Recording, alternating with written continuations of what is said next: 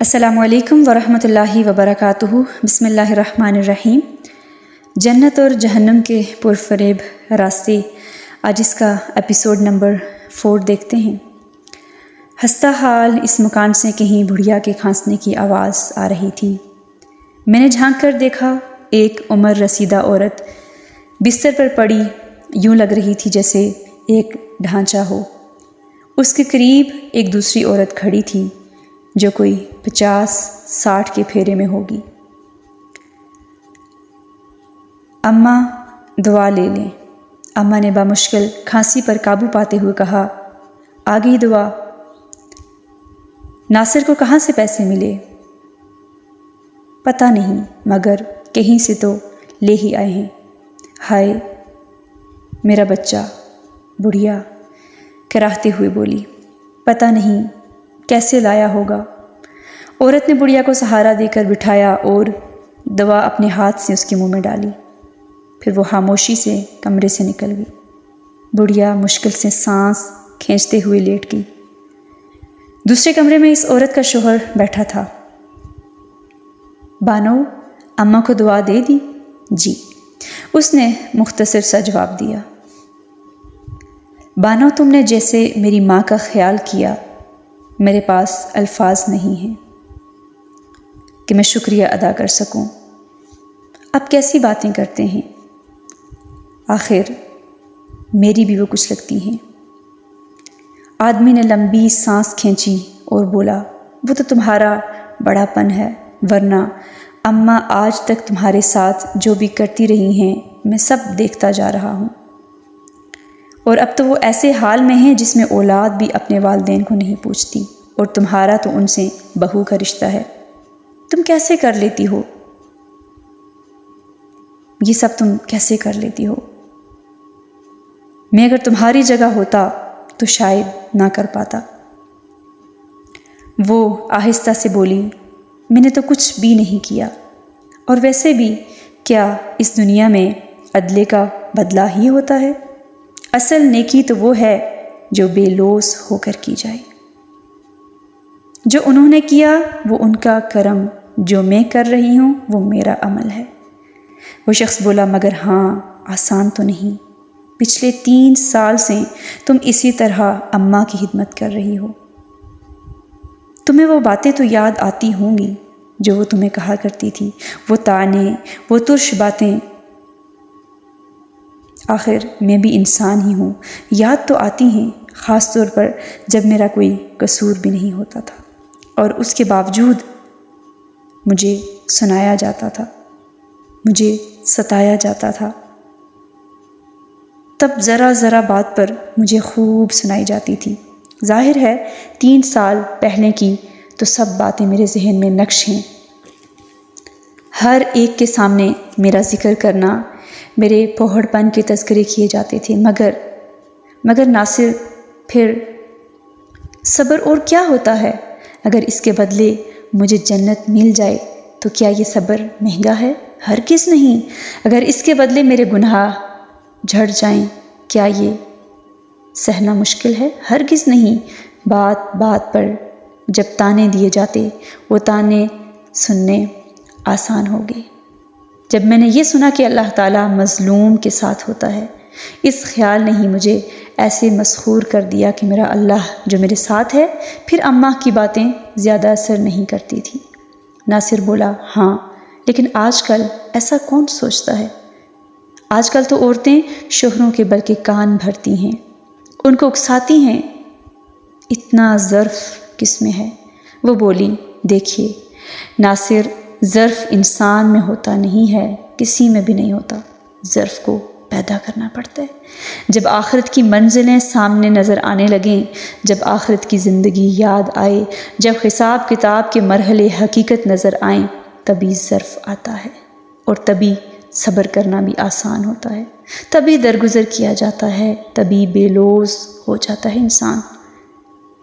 وہ ابھی بات کر رہی تھی کہ دروازے پر گھنٹی کی آواز آئی۔ دونوں چونکے۔ ناصر دروازہ کھولنے کے لیے تیزی سے اٹھا۔ گھنٹی بجانے والی نے تو گویا گھنٹی پر ہاتھ ہی رکھ دیا تھا۔ بانو کو باہر سے کسی کے سخت لہجے سے بولنے کی آوازیں آ رہی تھی۔ آخر تم کب قرضہ لوٹاؤ گے؟ تم جیسے لوگوں کا یہی ہوتا ہے، پیسہ لے لیتے ہو مگر دینے کا نام نہیں لیتے، کوئی ترش لہجے میں بولا چلا جا رہا تھا۔ اب اگلے مہینے کی 1 تاریخ کو آؤں گا، پیسے تیار ہونے چاہیے۔ ناصر نے دروازے کو بند کیا اور سر جھکائے ہوئے کمرے میں واپس آ گیا۔ بانو نے سوالیہ انداز میں اس کی طرف دیکھا۔ وہ کہنے لگا، پھر وہی قرض چکاؤ، میں کہاں سے لاؤں؟ حلال سے گزارا کرنا بہت مشکل ہے۔ سوچتا ہوں ہماری فیکٹری کے مالک کے بیٹے کی شادی پر پچھلے 3 ہفتے سے پوری گلی میں چراغاں کیا جا رہا ہے، اس کا بل لاکھوں میں ہوگا۔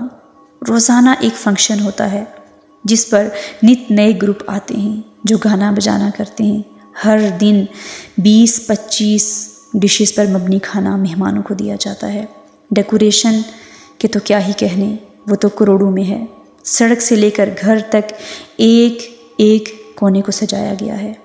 اس کا یومیہ خرچہ ہی کوئی 10-20 لاکھ سے تو کم نہ ہوگا۔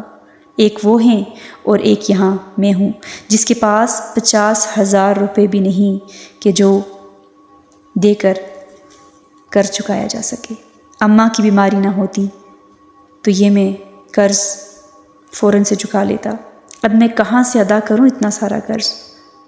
آگے یہ بچیاں، یہ جوان اولاد، ان کی شادیاں، یہ سب کام کیسے ہوں گے؟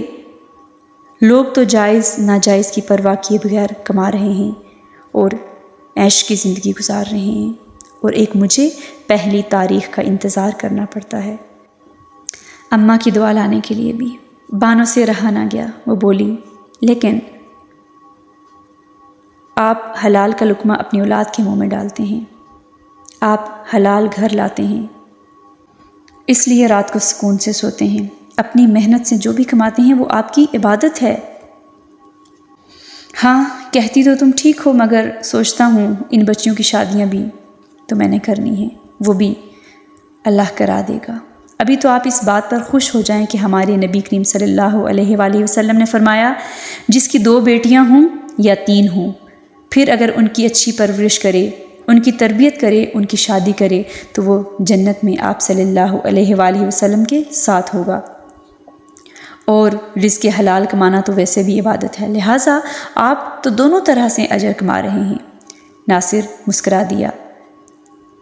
تم کیسی عظیم عورت ہو، شوہر پریشان ہو تو اس کو تسلیاں دیتی ہو، اس کے ساتھ بھلائی کرتی ہو، میری اتنی کم تنخواہ پر بغیر شکایت کیسے گزارا کر رہی ہو، فرمائش بھی نہیں کر رہی۔ تم سے اللہ راضی ہو جائے۔ بانو مسکرا کر بولی، بس آپ نے دعا دے دی، یہی میرے لیے کافی ہے۔ ویسے بھی میں آپ سے فرمائش کیوں کرنے لگی؟ کیا میں نہیں دیکھتی کہ آپ کتنی محنت کرتے ہیں، صبح جاتے ہیں، رات کو واپس آتے ہیں، سارا دن فیکٹری میں ایک ٹانگ پر کھڑے رہتے ہیں؟ ناصر بولا، ہاں لیکن آج کل کی عورتیں ایسا کہاں سوچتی ہیں، وہ کہتی ہیں ہمیں لا کر دو، جہاں سے بھی مرضی لا کر دو۔ سائرہ کمرے میں دوڑتی ہوئی آئی، امی دادی نے الٹی کر دی ہے۔ بانو جھٹ سے بھاگ کر بولی، اللہ رحم کرے۔ میں حیران تھی اس کا حوصلہ دیکھ کر، واقعی اس دور میں تو کوئی بھلا کرنے والے کو بھی بھلائی کا جواب دے، بہت ہی بڑی بات ہے۔ اور کہاں اس کی ساس جس نے ساری زندگی اس کے لیے کانٹے ہی بوئے، اور یہ اس کے لیے اچھا کر رہی ہے، اچھا سوچ رہی ہے۔ ویسے بھی یہ کون سا خون کا رشتہ ہے؟ یہ نیکی تو وہی کر سکتا ہے جو خالص اللہ کے لیے کرنے والا ہو۔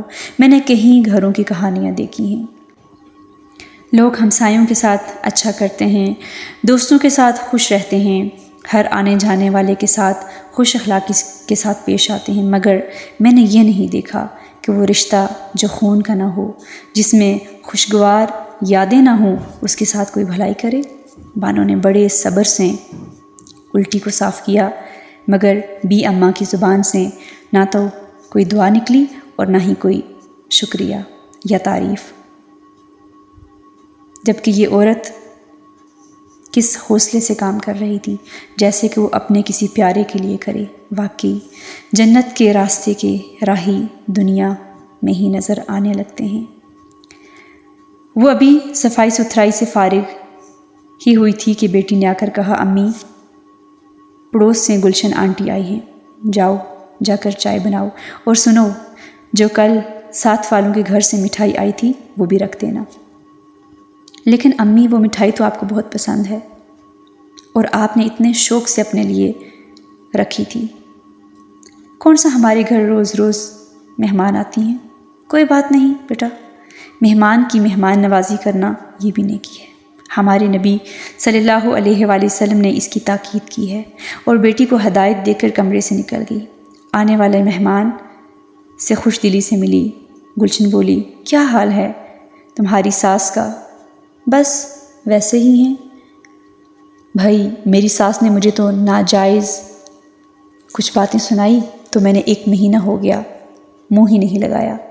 تم تو پتہ نہیں کیسے کر لیتی ہو، اور وہ بھی 3 سال ہو چکے ہیں وہ بستر پر پڑی ہیں اور تم خدمت میں لگی رہتی ہو، تم تھک نہیں جاتی؟ بانو مسکراتی رہی اور کچھ نہ بولی۔ اوپر سے تمہاری وہ نند جو انکوائری کرنے آ جاتی ہے کہ بھائی آپ نے اماں کے کپڑے بدل دیے یا نہیں، آپ نے اماں کو دعا دی یا نہیں۔ اگر اس کو اتنی فکر ہے تو اماں کو اپنے ساتھ کیوں نہیں لے جاتی، خود کیوں نہیں سنبھالتی؟ بانو مسکرا کر بولی، گلشن پھر میرا اجر کہاں جائے گا؟ ہائے تم بھی تو تھک جاتی ہوگی۔ ہاں تھک تو جاتی ہوں، رات کو جب بستر پر لیٹتی ہوں تو ہڈیاں ٹوٹ رہی ہوتی ہیں۔ آخر میں بھی تو اب جوان نہیں رہی، مگر یہی تو اجر کمانے کے دن ہیں۔ گلشن پرایوں کے ساتھ تو چند گھنٹے کے لیے سب ہی اچھا بول لیتے ہیں، ہمارا اصل امتحان تو ہمارے اپنے گھر والوں کے ساتھ ہوتا ہے۔ گلشن جھٹ سے بولی، مگر گھر والے بھی تو ایسے ہونے چاہیے کہ جو شکریہ تو کریں، حوصلہ تو بڑھا دیں۔ یہاں تو یہ حال ہے کہ نیکی بھی کرو اور کوئی تعریف بھی نہ کرے۔ رسی جل گئی بل نہ گیا۔ بانو لمبی سانس کھینچ کے بولی، گلشن کیا یہ کافی نہیں ہے کہ ہمارا رب ہماری تعریف کر دے؟ لوگوں سے تعریف اور شکریہ لے کر کرنا بھی کیا ہے؟ مل گیا تب ہم نیکی کریں گے تو وہ کیسی نیکی ہوئی؟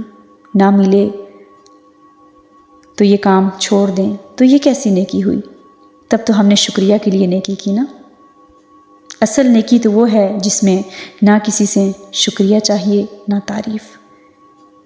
تم نے پڑھا نہیں سورۃ الدہر میں کہ نیک لوگ دوسروں کو جب کھانا بھی کھلاتے ہیں تو کہتے ہیں ہمیں تم سے کوئی بدلہ نہیں چاہیے اور کوئی شکریہ نہیں چاہیے۔ اے بہن، تم تو پتہ نہیں کس مٹی کی بنی ہوئی ہو، پتہ نہیں تم میں کیسے یہ حوصلہ ہے۔ گلشن یہ مت کہو، ہمیں اپنے اندر حوصلہ پیدا کرنا ہوگا اگر ہم نے جنت میں جانا ہے، اگر ہم نے جنت میں جانے والے کام کرنے ہیں۔ اور کس نے تم سے کہہ دیا کہ جنت کے راستے کے کام آسان ہیں؟ جنت یوں ہی ہنسی کھیل کے ساتھ ہی مل جاتی ہے کیا؟ یہ تو ہمارے نبی نے بتا دیا تھا کہ مشکلات کا راستہ ہے، خواہشات کو دبانے کا راستہ ہے، نفس پہ قابو پانے کا راستہ ہے، یہ ہے ہی حوصلے اور صبر کا راستہ۔ اب تم بھی جب گھر جاؤ تو اپنی ساس سے بول چال شروع کر دینا، ورنہ 3 دن سے زیادہ کوئی مسلمان دوسرے مسلمان سے قطع تعلق نہیں کر سکتا۔ دونوں میں سے ایک بھی مر گیا تو جہنمی ہوگا۔ ہاں تو وہ مجھے بلا لینا، ضروری ہے کہ میں ہی ان کو بلاؤں؟ ارے پگلی، اجر تمہیں مل رہا ہے اور تم یہ اجر ان کو دینا چاہتی ہو؟ ویسے تو وہ تمہیں پسند نہیں کرتی، مگر اجر کے معاملے میں تم سارا ان کی جھولی میں ڈال دینا چاہتی ہو۔ گلشن کو یہ بات سمجھ میں آ گئی۔ وہ بولی، بانو تم نے واقعی جو سیکھا ہے اس کے اوپر عمل کر کے تم اندر باہر سے خوبصورت ہو گئی ہو۔ تم نے جو قرآن کی تعلیم لی ہے واقعی نظر آتا ہے، ورنہ بعض لوگ تو اس تعلیم کو بھی بدنام کرتے ہیں۔ بانو بولی، بس میں کوئی پرفیکٹ نہیں ہوں گلشن، میں بھی پتہ نہیں کتنی دفعہ گرتی ہوں پھر سنبھلتی ہوں، بس قرآن کی باتیں، نبی کی باتیں جب یاد آ جاتی ہیں تو آگے بڑھنے کا حوصلہ مل جاتا ہے، ورنہ شاید کب سے ہمت ہار چکی ہوتی۔ پھر یہ باتیں کر ہی رہی تھی کہ اس کی بیٹی چائے لے کر آئی۔ وہ بولے جا رہی تھی، جانتی ہو اللہ تعالیٰ جس سے بھلائی کا ارادہ کرتا ہے اسے دین کی سمجھ دے دیتا ہے۔ مجھے یہ پریشانیاں ہلکی محسوس ہونے لگی جب سے میں نے دین کی تعلیم لی، اور سوچتی ہوں کہ میرے رب نے میرے اوپر کتنی کرم نوازی کی ہے کہ مجھے یہ سمجھ دے دی۔ گلشن ہاں میں ہاں ملاتے ہوئے بولی، ہاں واقعی تم جس حوصلے سے سب کچھ سنبھال رہی ہو یہ تو ممکن ہی نہیں تھا اگر تمہارے پاس یہ علم نہ ہوتا۔ اور میں سوچ رہی تھی کہ اس عورت میں کتنی شکر گزاری ہے، ورنہ شکایت کرنے پہ آتی تو اس کے گھر میں کتنی ساری چیزیں ہیں جن پر یہ شکایت کر سکتی تھی، ناشکریاں کر سکتی تھی، مگر یہ تو شکر سے بنی ہوئی ہے۔ پھر میں نے سوچا کیسے دین کی تعلیم ایک عورت کا زیور بن جاتی ہے۔ اس نے تو اپنے ہر کام کو عبادت بنا رکھا ہے، ہر رشتے کو سکون میں بدل دیا ہے، ہر سچویشن کو ثواب کمانے کا ذریعہ بنا رکھا ہے۔ واقعی میں ایسے لوگوں کا ٹھکانہ جنت ہی ہوتا ہے۔ یہاں تک آج کا ایپیسوڈ مکمل ہوا۔ اللہ تعالیٰ اس سے بھی ہمیں سبق لینے کی توفیق عطا فرمائے۔ السلام علیکم ورحمۃ اللہ وبرکاتہ۔